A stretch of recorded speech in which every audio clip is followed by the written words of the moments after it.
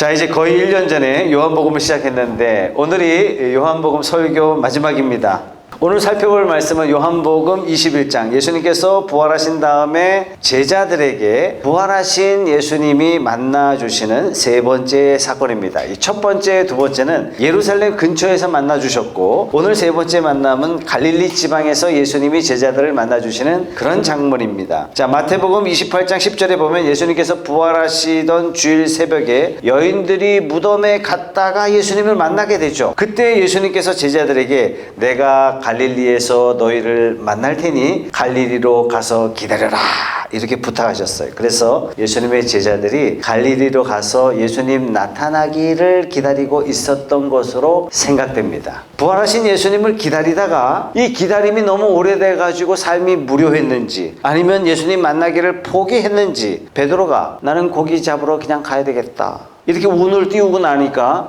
다른 제자들도 고기 잡으러 그냥 같이 떠나는 거예요. 그래서 8명이서 고기잡이를 시작합니다. 밤이 새도록 그냥 애쓰고 있는데 한 마리도 못 잡았어요. 어느새 새벽이 되었습니다. 저쪽 해안 기슭에서 어떤 사람이 서서 말하는 거예요. 뭘 좀 잡았어. 제자 중에 베드로가 아무것도 못 잡았어.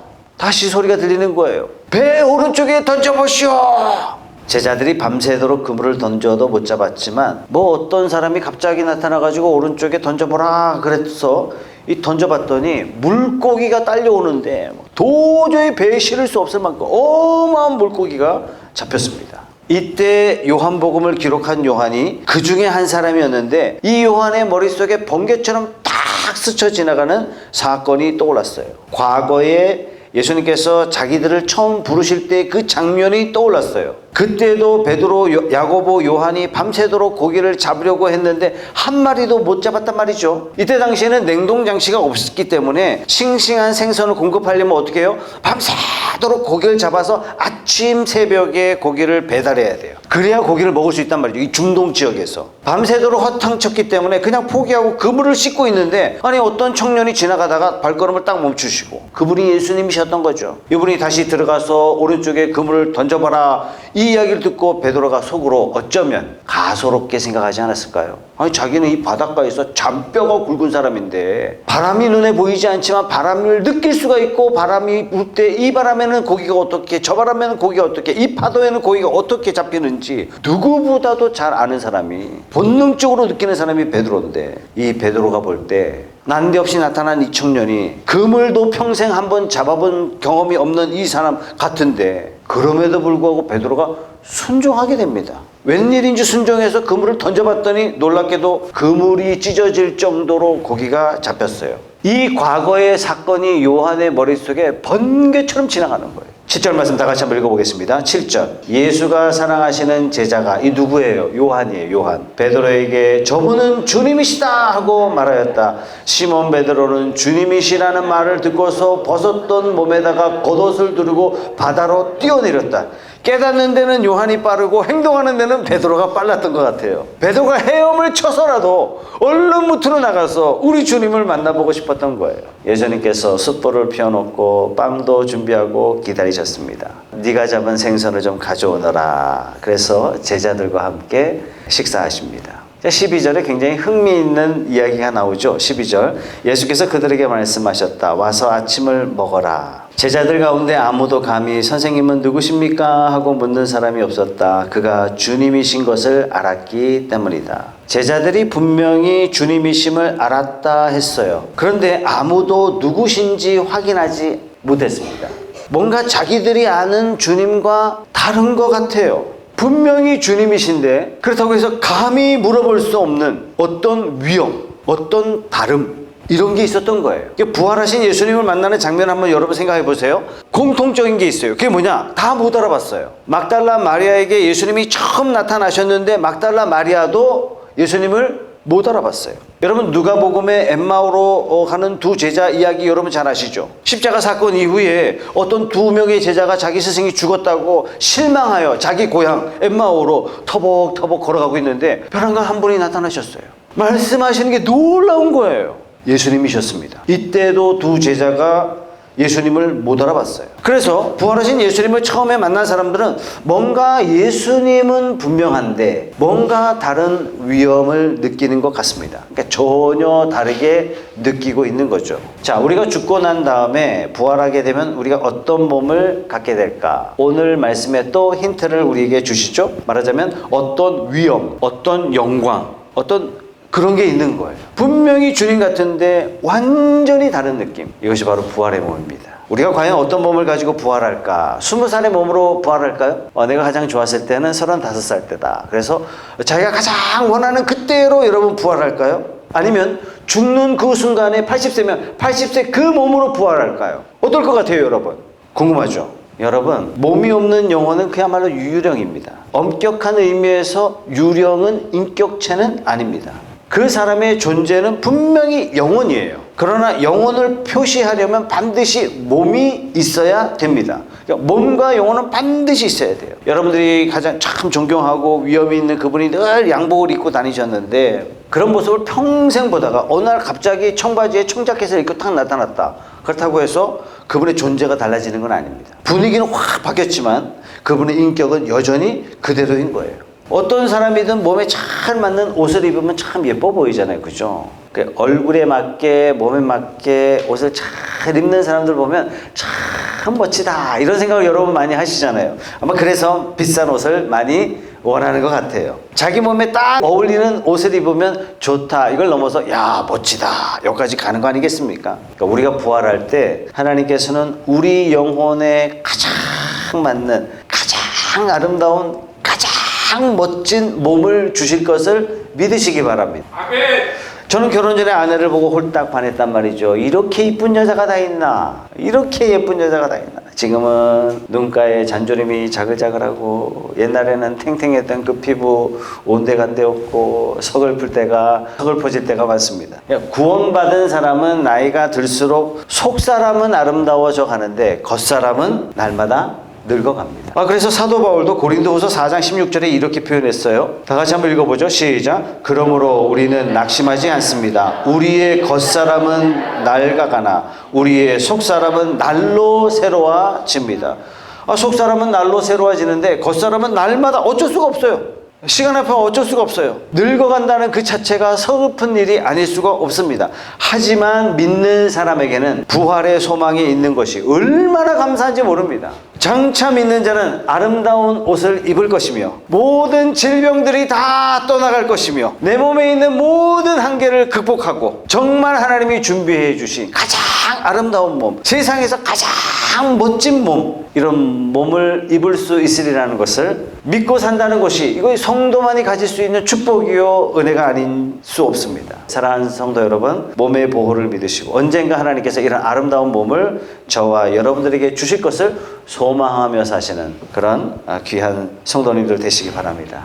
그래서 우리가 이 땅에 사는 동안에 몸이 좀 허약하고 몸이 좀 아플 수 있어요. 그죠? 이것 때문에 우리가 막 제발 이거 하나까지도 다 고쳐달라고, 이 아픈 게 제발 없었으면 좋겠다고, 물론 몸부림칠 때도 있지만 그래도 괜찮아요. 안 고쳐주셔도 괜찮아요. 왜? 우리에게는 부활의 소망이 있기 때문입니다. 자, 이 아침에 최 목사가 왜 이렇게 빡빡 우기느냐, 제 견해가 아닙니다. 이 성경에 이대로 나와 있기 때문에 그렇습니다. 우리가 죽은 다음에 부활하면 도대체 어떤 몸을 갖느냐, 이건 우리만 궁금한 것이 아니라 성경 당시에 살았던 사람들도 무척 궁금해했어요. 고린도전서 15장 35절 말씀 다 같이 한번 읽어보겠습니다. 시작. 그러나 죽은 사람이 어떻게 살아나며 그들은 어떤 몸으로 옵니까? 하고 묻는 사람이 있을 것입니다.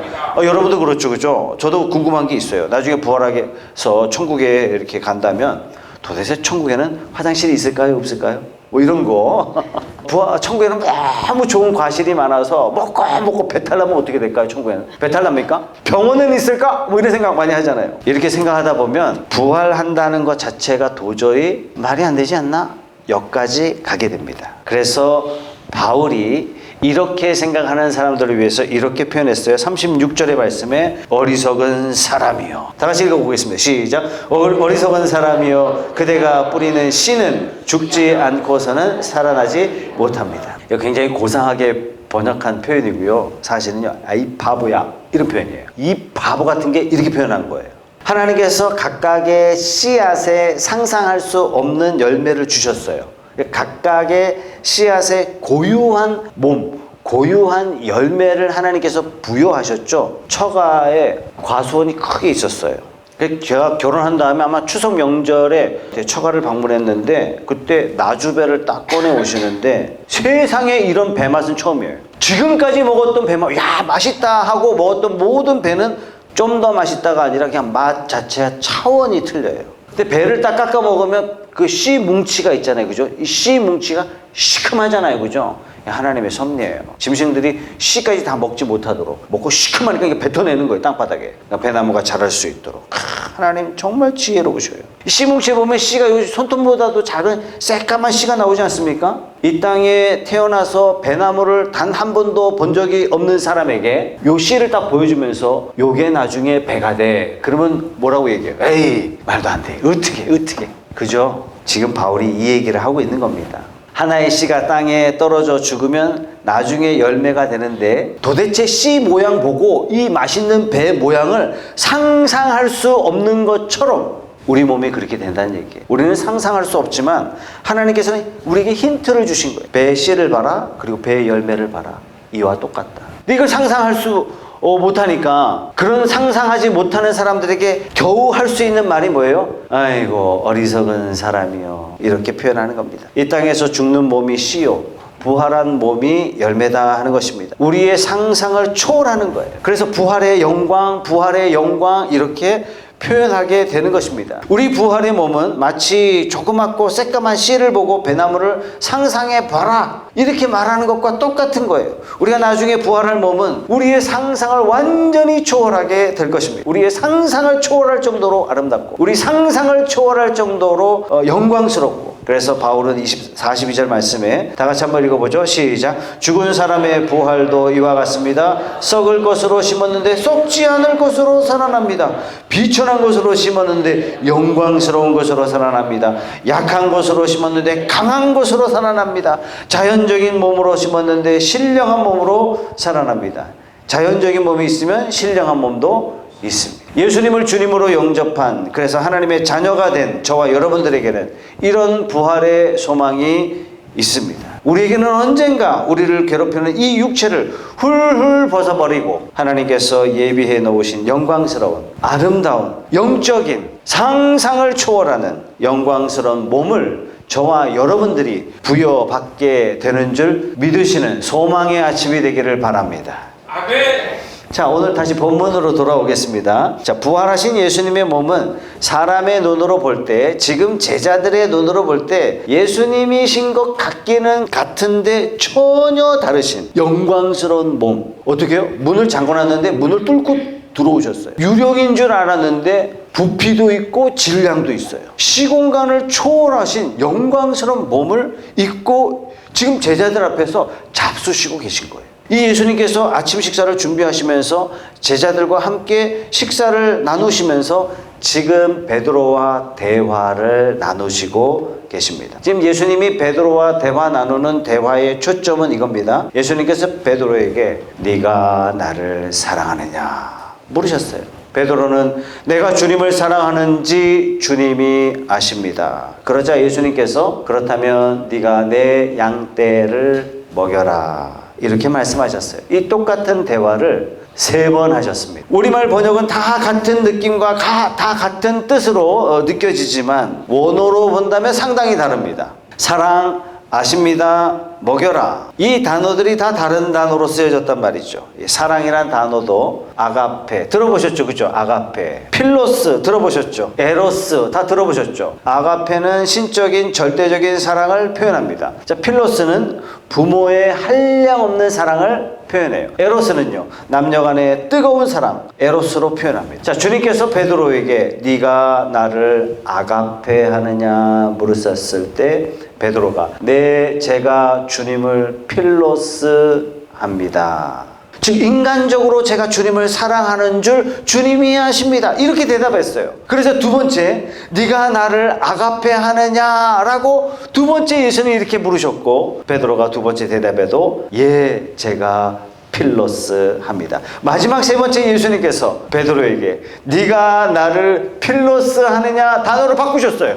베드로가 네, 주님을 필로스 인간적으로 사랑합니다. 주님이 이것을 아십니다. 예수님께서 베드로에게 네가 나를 아가페하느냐 무슨 뜻일까요?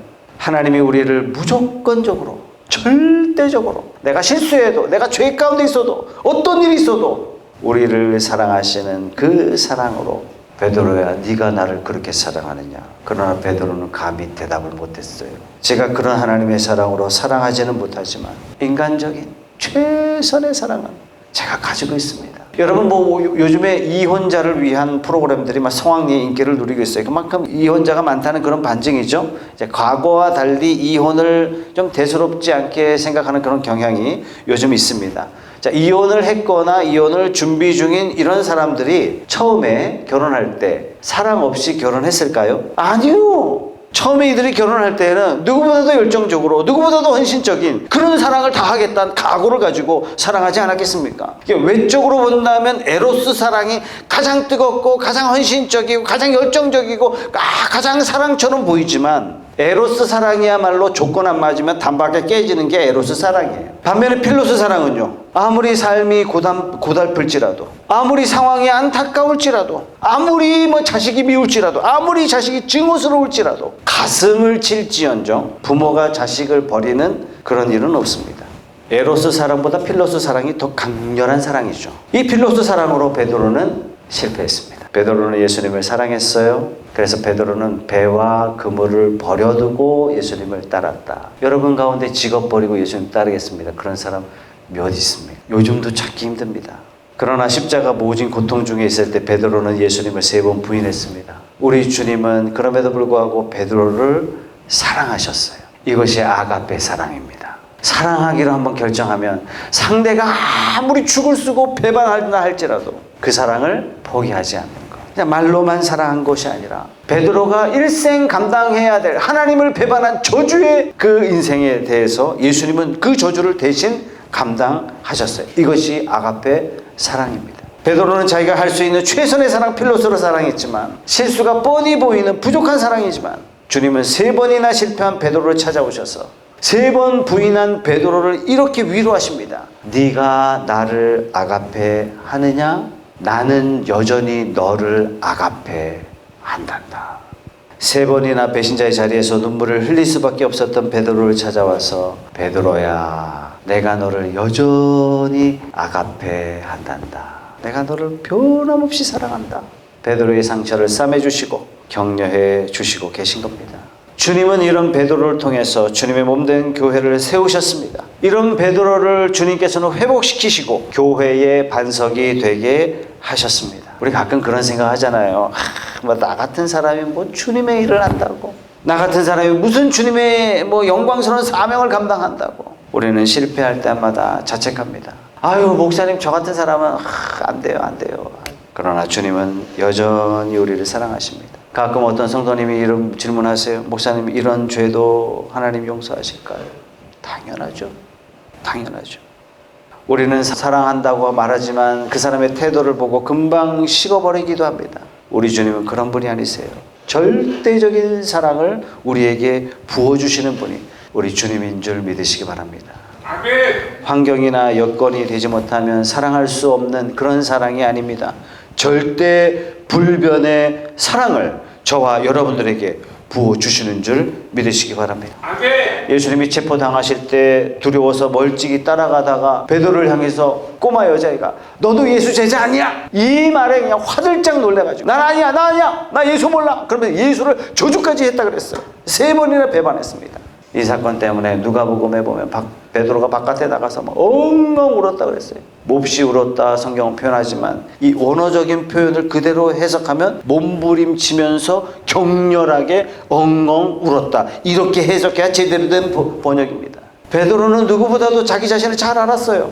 이런 실패가 있었기 때문에 난 누구보다도 얼마나 약한지, 내가 얼마나 부족한지, 내가 얼마나 형편없는지, 그래서 자기 자신에 대한 깊은 절망감과 자기 자신에 대한 깊은 좌절감과 자기 자신에 대한 깊은 실망감이 누구보다도 컸을 겁니다. 고기 잡히는 상황을 체험하고 바로 그분이 예수님인 줄 알고 누구보다도 바다에 뛰어들어가서 예수님을 향해 달려갑니다. 베드로는 배반했지만 누구보다도 예수님 사랑했어요. 그러나 자기 자신을 아무리 생각해봐도 염치가 없어요. 이런 내가 예수님하고 확 끌어안을 수 있을까? 자기 자신을 생각해보니까 너무 뻔뻔해요. 이런 내가 어떻게 예수님을, 이런 베드로를 치료해주기 위해서, 이런 베드로에게 새로운 자신감과 용기를 주시기 위해서 예수님이 지금 찾아오신 겁니다. 베드로야, 내가 너를 변함없이 사랑하고 있단다. 나는 처음부터 끝까지 똑같은 마음이야. 이 음성이 저와 여러분을 향한 음성이 되길 주님의 이름으로 소원합니다. 우리 9절 말씀 다 같이 읽어보겠습니다. 시작. 그들이 땅에 올라와서 보니 숯불을 피워 놓았는데 그 위에 생선이 놓여있고 빵도 있었다. 지금 이 상황을 예수님께서 이렇게 연출하신 거거든요. 자, 요한복음에 숯불이라는 단어가 2번 나옵니다. 딱 2번 나오는데 다른데 어디서 나오는지 여러분 아세요? 예수님이 잡혀가시는 날 베드로는 뭐 하고 있었어요? 숯불을 쬐고 있었어요. 숯불을 쬐고 있던 그 자리에서 너 예수의 제자 아니야? 제자라는 게 들통났어요. 그래서 예수님을 3번 부인했습니다. 아마도 이 사건 이후로 베드로는 숯불을 쳐다도 보기 싫었을 거예요. 자신의 지옥의 자리고 나한테 잘해주기만 한 그 예수님을, 그 스승을 어떻게 저렇게 배반할 수 있는, 자신에 대한 실망감이 표현되는 표상의 자리가 어쩌면 숯불 아니었을까요? 나 같으면 숯불 쳐다도 안 봤을 거예요. 그런데 예수님께서 숯불을 피워놓고 베드로를 기다리고 계신 거예요. 그때를 되돌아보며 베드로, 네가 어떻게 나한테 그럴 수 있어? 이렇게 추궁하려고 그런 것이 아니라 베드로가 가지고 있는 트라우마를 극복하고 다시 베드로를 세워주시기 위해서, 주님께서 상처받은 베드로의 마음을 감싸주시기 위해서, 낙심한 베드로를 다시 세워주시기 위해서 주님께서 지금 베드로의 트라우마 숯불 곁으로 베드로를 부르시고 계신 것입니다. 저도 기도할 때 주님 사랑합니다 이렇게 기도하거든요. 근데 현실적으로 객관적으로 주님을 향한 나의 사랑 초라하기 짝이 없어요. 너무 자기중심적이고 교묘하게 이기적이에요. 주님을 사랑한다 하지만, 헌신한다 하지만, 희생한다 하지만 피상적이에요. 말이 앞설 때가 너무 많아요. 주님을 사랑한다면 절대 순종해야 되는데 항상 조건부 순종이에요. 하나님 뭐 응답해 주시면, 뭐 해주시면 간사하기 짝이 없어요. 이런 부족한 사랑을 주님은 아십니다.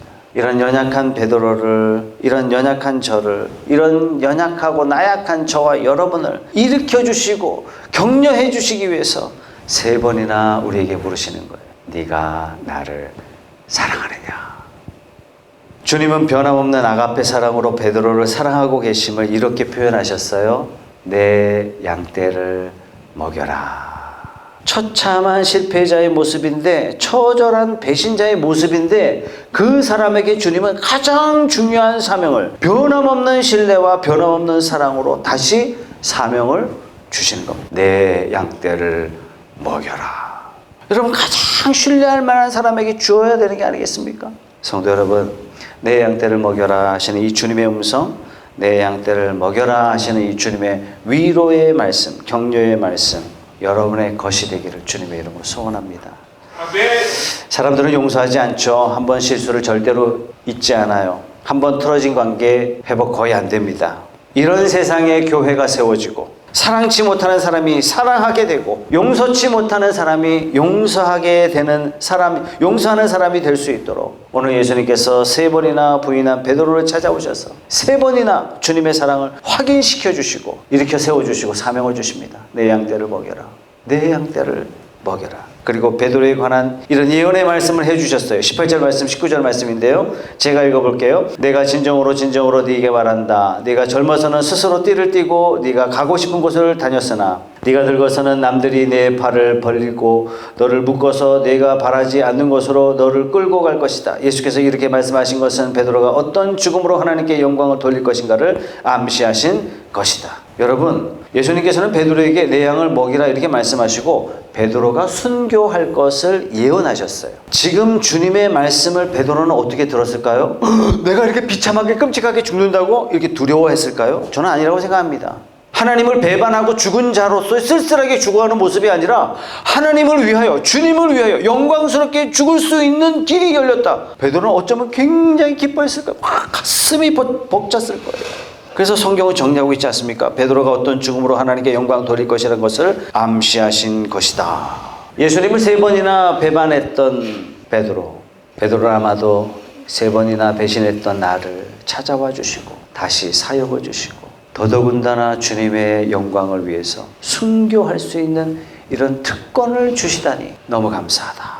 이런 순교의 예언이 베드로에게는 어쩌면 가장 감격스러운 순간이 아니었을까 이렇게 생각이 됩니다. 이 예언대로 베드로는 주님을 위해서 영광을 돌리게 되죠. 4세기 살았던 역사가 유세비우스 기록에 보면 베드로가 로마에 가서 복음을 전합니다. 잡힙니다. 처형을 당하기로 결정됩니다. 예수님처럼 십자가로 처형당하기로 결정이 되고 말죠. 그런데 베드로는 우리 주님께서 이렇게 십자가에 달려 죽으셨는데 어떻게 나 같은 사람이 주님처럼 이렇게 당할 수 있는가? 나를 거꾸로 매달아 주십시오. 그래서 십자가에 거꾸로 매달려 죽었다는 기록이 남아 있습니다. 성도 여러분, 주님께서는 용서하시는 주님이십니다. 올 한 해 2024년도 시작하면서 뭔가를 결심하고 그러나 지금은 흐지부지 된 거 있지 않습니까? 그런 거 보면 좌절스러워요. 내 자신을 보고 막 좌절스럽고 내 자신이 너무 믿고 자존감이 떨어지고 여러분 그러지 마세요. 하나님 앞에 다시 나오세요. 내 양을 먹이라 하시는 주님의 음성에 귀를 기울이십시오. 여러분 올 한 해를 시작하면서 하나님 앞에 목표를 세웠지만 지금 이루지 못한 거 있습니까? 안심하시고 주님 앞에 다시 나오십시오. 내 양떼를 먹이라 하시는 주님의 음성을 들으시기 바랍니다. 내가 주님을 사랑하지만 여러 가지 일과 여러 가지 사건으로 내가 지금 섬길 수 없는 자리, 그런 자리에서 그저 나는 못하는데 하는 수치와 자책과 후회 가운데 계시는 분 계십니까? 주님 앞에 나오세요. 베드로를 용서하신 주님께서 나를 용서하신다는 것을 믿으시고 내 양떼를 먹이라 하시는 주님의 음성에 귀를 기울이는 저와 여러분들이 되십시다. 아멘. 내 양을 먹이라, 이 말씀은 주님의 위로의 말씀인 동시에 또한 도전의 말씀이기도 합니다. 네가 나를 정말 사랑하느냐? 그러면 내 양떼를 먹이라. 우리는 사랑하는 사람의 소원을 이루어주잖아요. 우리 주님의 가장 큰 소원이 뭡니까? 베드로후서 3장 9절의 말씀입니다. 하나님께서는 아무도 멸망하지 않고 모두 회개하는 데 이르기를 바라십니다. 지옥을 향해서 멸망해가는 인간들을 보면서 하나님의 마음을 그렇게 아프실 수가 없습니다. 그렇게 안타까우실 수가 없어요. 하나님께서는 한 사람도 멸망하는 것을 원치 않으십니다.